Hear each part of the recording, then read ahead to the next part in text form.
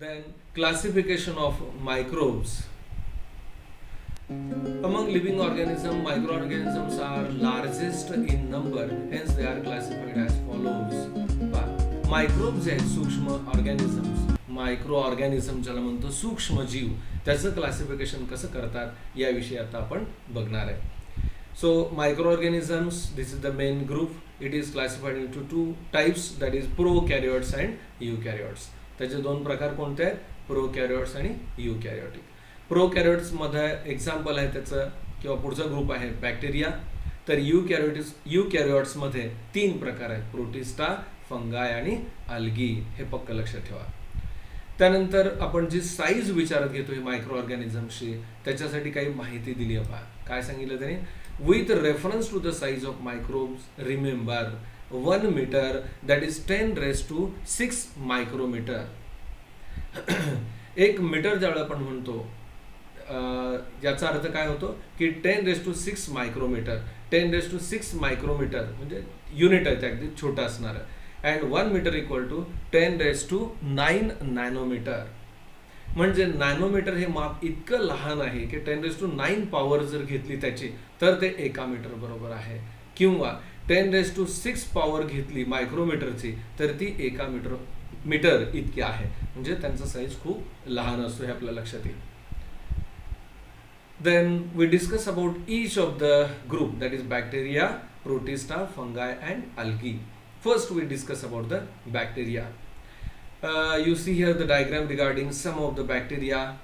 बॅक्टेरियाचे जे वेगवेगळे आकार आहेत, साईज आहेत, त्यानुसार त्याचे प्रकार आहेत. पहा इथं हे राऊंड शेप्ड स्ट्रक्चर दिसत आहे, that is the coccus. Round shaped bacteria are called as a coccus. Singular one, plural असेल तर त्याला कोकाय असं म्हणायचं. Then Cocobacillus, this is the second example. Then Bacillus, round coccus. Then second one elongated Cocobacillus and more elongated, that is the Bacillus. Then these shaped bacteria are called as a Vibrio or the comma shaped bacteria. आपण comma करतो ना लिहिताना, त्या आकाराचे bacteria comma shaped bacteria.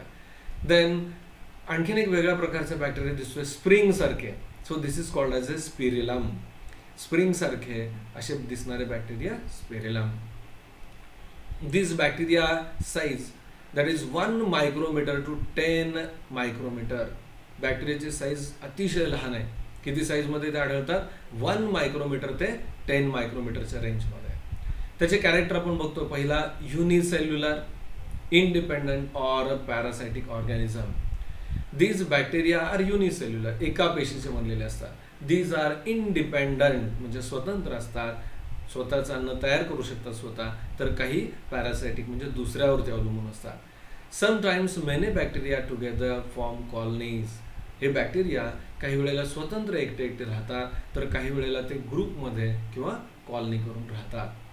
त्यानंतर आपण हा पहिला पॉईंट बघितला आपण बॅक्टेरियाच्या बाबतीतला. सेकंड बॅक्टेरिया आपण कॅरेक्टर बघूया, तो म्हणजे bacterial cell is prokaryotic with a cell wall. Bacterial cell जी आहे ती कशी आहे? प्रोकॅरियोटिक आहे आणि या सेलला सेल वॉल असतं. But distinct nucleus or cell organelles are absent. This bacterial cell is having cell wall but there is no distinct nucleus, absence of a distinct nucleus. म्हणजे स्पष्ट असा न्यूक्लियस त्याच्यामध्ये दिसत नाही किंवा सेल ऑर्गनेल्स पण दिसत नाही. Then next one, they reproduce by the simple binary fission. या बॅक्टेरियांचं रिप्रोडक्शन कसं होतं तर त्याची जी मेथड आहे त्याला नाव आहे binary fission. So reproduction of bacteria takes place by the binary fission, ज्याला मराठीमध्ये द्विविभाजन असं म्हणतात. म्हणजे एका सेलचे 2 भाग होतात आणि त्या 2 स्वतंत्र सेल किंवा 2 ऑर्गॅनिझम नव्यानं जगायला लागतात. Next character, in favourable conditions bacteria grow vigorously and can double their number in 20 minutes.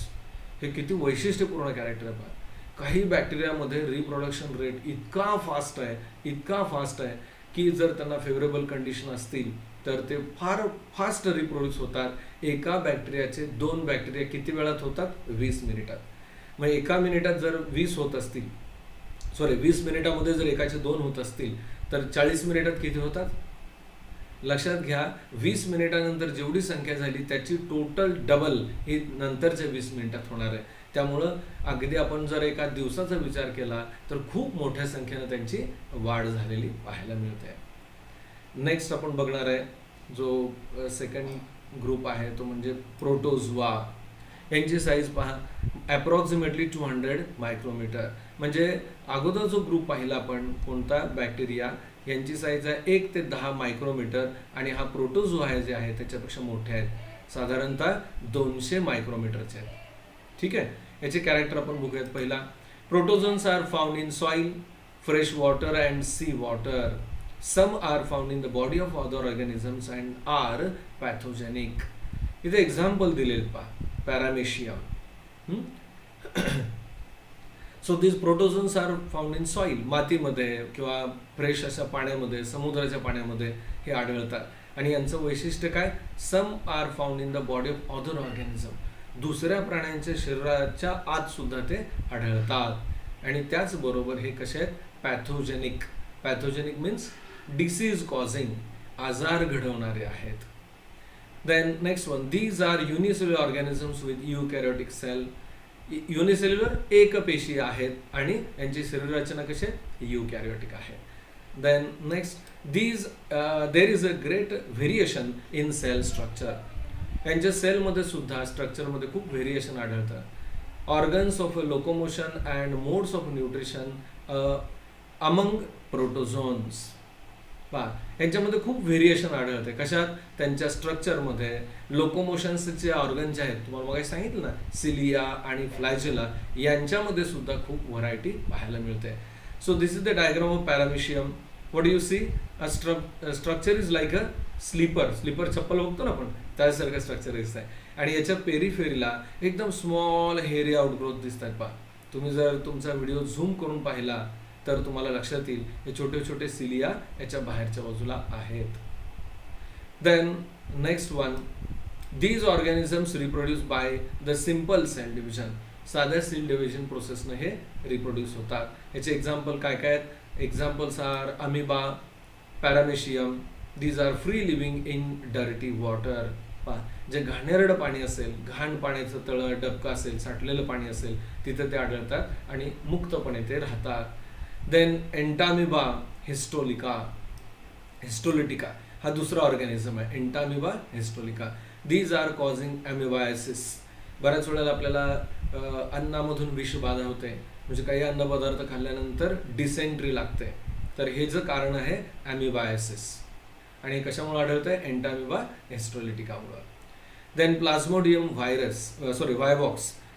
So this plasmodium vivax causes malaria. Malaria आजार घडवण्यासाठी हे जबाबदार आहेत. त्यानंतर आणखीन एक एक्झाम्पल आहे युग्लिना. दिस इज ॲटोट्रॉफिक. ओके, आत्ता जे आपण एक्झाम्पल पाहिलं एंटामिबा हिस्टोलिटिका, तर त्याची डायग्राम इथे दिली पाहिजे. एंटामिबा जे मायक्रो ऑर्गॅनिझम आहेत त्यांचं बॉडी स्ट्रक्चर आहे. Then euglena is autotrophic. Euglena सारखे जे ऑर्गॅनिझम आहेत प्रोटोझोआमधले हे ॲटोट्रॉफिक आहेत. म्हणजे काय, तर त्यांच्यात क्लोरोप्लास्ट आहे आणि ते स्वतःचं अन्न स्वतः तयार करतात. नेक्स्ट ग्रुप आपण बघणार आहे fungi. Size approximately 10 micrometre to 100 micrometre. यांची जी फंगायची जी साईज आहे ती 10 ते 100 मायक्रोमीटर आहे. These are found on decaying organic matter and dead bodies of plants and animals. याची चर्चा आपण आधी केली आहे. जे मृत प्राणी असतील, वनस्पती असतील, त्यांच्या बॉडीवरती किंवा कचरा असेल, पालापाचोळा असेल, त्याच्यावरती वाढतात. These are eukaryotic organism. परत हे विकसित आहेत, यूकॅरियोटिक ऑर्गॅनिझम आहेत. Some are unicellular and others are visible with a naked eye. काही ऑर्गॅनिझम हे युनिसेल्युलर आहेत, फंगसमधले अतिसूक्ष्म आहेत, मायक्रोस्कोप खाली बघावं लागतात. तर काही हे खूप मोठे आहेत की जे डोळ्यांना आपल्याला दिसू शकतात, मायक्रोस्कोपची गरज नाही. आता फंगसचं एक्झाम्पल बघितलं मग असे मशरूम्स मोठे आहेत ना, डोळ्याला दिसतात आपल्याला, भूछत्र. देन सॅप्रोट्रॉफिक. सॅप्रोट्रॉफिक मृतोपजीवी, मेलेल्या किंवा मृत प्राणी वनस्पतींवरती अवलंबून असतात. Absorb their food from the decaying organic matter. जे कुजणारे किंवा सडणारे वस्तू आहेत, कार्बनी पदार्थ आहेत, त्याच्यावरती ते जगतात. They reproduce sexually and asexually by cell division or by budding. यांच्यामध्ये दोन प्रकारचे रिप्रोडक्शनच्या मेथड आहेत, असेक्शुअल मेथड आणि सेक्शुअल मेथड, ज्याला मराठीमध्ये अलैंगिक प्रजनन आणि लैंगिक प्रजनन असं म्हणतात. हे सेल डिव्हिजनच्या सहाय्यानं दोन्ही पद्धतीने डिवाइड होतात, म्हणजे एक तर सेल डिव्हिजन होते किंवा बडिंग होतं. हे जे भाग आहेत हे डिटेलमध्ये आपण पुढच्या इयत्तेमध्ये 9th स्टँडर्डमध्ये बघणार आहोत. Example baker's yeast, candida, then mushroom. फंगाईची माहिती आपण आधी पाहिली तर त्याचे एक्झाम्पल सुद्धा दिलेले आहेत. नेक्स्ट आपण माहिती बघतोय पुढचा चौथा गट जो आहे मायक्रो ऑर्गॅनिझमचा, तो म्हणजे अल्गी. अल्गी शैवाल, शेवाळ म्हणतो आपण. Size approximately 10 micrometre to 100 micrometre. यांची साईज जी आहे ती साधारणतः 10 ते 100 मायक्रोमीटर आहे. They are aquatic. शेवाळ जे आहे ते पाण्यात वाढत आहे. Aquatic means living organisms which are living in a water, पाण्यामध्ये आढळतात. यूकॅरियोटिक, युनिसेल्युलर ॲटोट्रॉफिक ऑर्गॅनिझम. अल्गीचं वैशिष्ट्य काय? दीज आर यूकॅरियोटिक, विकसित आहेत. युनिसेल्युलर म्हणजे काही एकपेशी असतात. ॲटोट्रॉफिक, स्वतःचं अन्न स्वतः तयार करतात. Then photosynthesis is carried out with the help of the chloroplast present in the cell. So as the algae are autotrophic one, that means they are having the chloroplast which is present in them, and with the help of chloroplast they do the process of photosynthesis. त्याचे example बघा, क्लोरेल्ला, क्लॅमेडोमोनास. आता इथं काही example दिलेले, क्लोरेल्ला आणि वरचे जो group आहे प्लाझ्मोडियम प्रमाणे सॅकॅरोमायसिस, हे फंगसचा टाईप आहे, त्याची पण डायग्राम तुम्ही बघायची आहे. Very few species of algae are unicellular. अगदी खूप कमी जाती आहेत या अल्गीच्या की ज्या युनिसेल्युलर आहेत. Most of them are multicellular and visible with a naked eyes. बऱ्याचशा अल्गी किंवा शेवाळ जे आहेत हे मल्टीसेल्युलर असतात आणि आपण डोळ्यानं सहज त्यांना पाहू शकतो. Then next group that is the viruses. सगळ्यात मूर्ती लहान पण कीर्ती महान. सध्या आपण कोविड-19 पाहतोय ना, कोरोना, तर तो घडवायला कारण जे आहे मायक्रो ऑर्गॅनिझम कोण? Virus. Okay. Size is approximately 10 nanometre to 100 nanometre. हे मायक्रोमीटरमध्ये नाही आहेत तर नॅनोमीटरमध्ये आहेत. सुरुवातीला आपण माहिती घेतली आहे, म्हणजे हे इतके लहान आहेत. आपण म्हणतो की आपल्या सेलमध्ये बॅक्टेरिया शेकडो बसू शकतात, तशा बॅक्टेरियल सेलमध्ये शेकडोंच्या संख्येनं व्हायरस बसू शकतात, इतके ते लहान आहे. Generally viruses are not considered as living organisms. या व्हायरसला सजीव म्हणायचं का निर्जीव म्हणायचं हा प्रॉब्लेमच आहे. कारण हे अशा परिस्थितीत आहे किंवा रचना अशी आहे की सजीव म्हणावं तरी चालू शकते आणि निर्जीव म्हटलं तरी चालतंय. दोन्ही कॅरेक्टर ॲट ए टाइम त्यांच्यामध्ये आहेत, म्हणून ते बाउंड्रीवरती आहे. और they are said to be the organisms at the edge of a living and non living. Edge म्हणजे रेषा, सीमारेषा. सजीव आणि निर्जीव याच्या मधल्या ते बाउंड्रीवरती असणारे हे व्हायरसेस आहेत. They are studied under the microbiology. या मायक्रो ऑर्गॅनिझमचा अभ्यास करणारी जी सायन्सची ब्रँच आहे त्याला काय म्हणायचं? मायक्रोबायोलॉजी, सूक्ष्म जीवशास्त्र. आता हे व्हायरसचे कॅरेक्टर आपण बघणार आहोत. व्हायरस, पहिला character, viruses are extremely minute. Minute लहान, खूप लहान असतात. That is they are 10 to 100 times smaller than the bacteria. मी आता चर्चा केली, तुम्हाला बोललोच, साधारणतः 10 ते 100 पट इतके लहान त्या बॅक्टेरियापेक्षा असतात. And can be seen only with electron microscope. यांचा आकार इतका लहान आहे की कंपाऊंड मायक्रोस्कोप आपल्या शाळेत जे आपण पाहतो ना त्याच्यावरती ते दिसत नाहीत, तर ते कुठं पाहता येतात? इलेक्ट्रॉन मायक्रोस्कोपच्या खाली. आता इलेक्ट्रॉन मायक्रोस्कोप म्हणजे काय?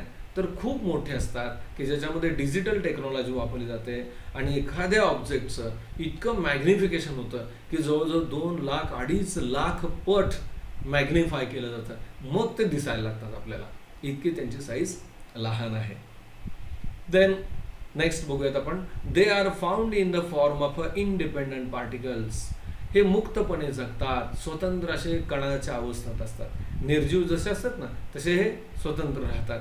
Virus is a long molecule of a DNA, that is deoxyribose nucleic acid, or RNA, that is ribonucleic acid covered by a protein coat.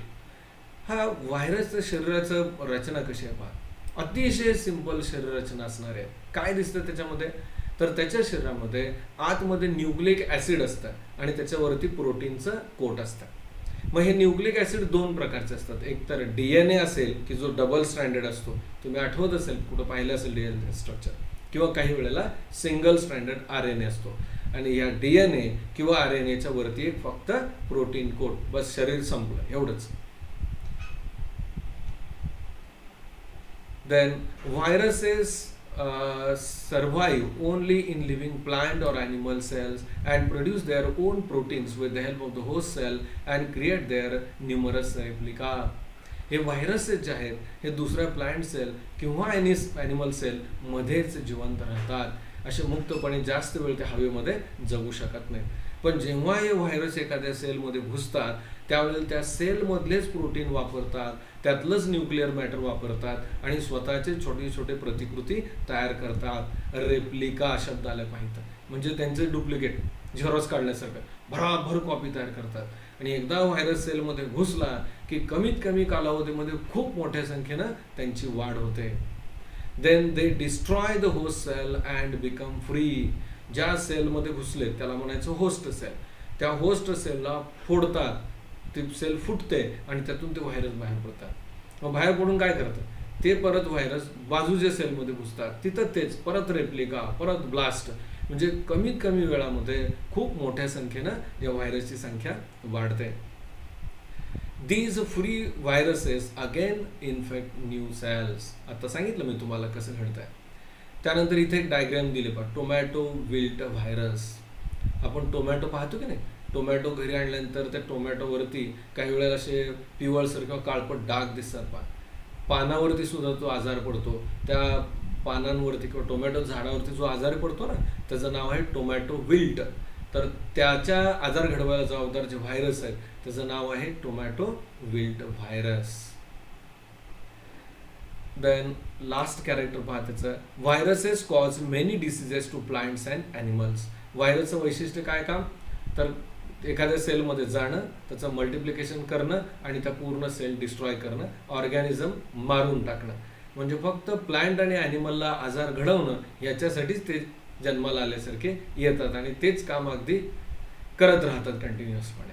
So here we completed this topic of the 8th standard, first topic, that is living world and classification of the microbes. मला वाटतं हा video तुम्हाला नक्की आवडला असेल. व्यवस्थित video परत परत बघा आणि काही भाग समजला नसेल तर समजून घ्या. तुमच्या काही अडचणी असतील, शंका असतील तर मला विचारू शकताय. धन्यवाद.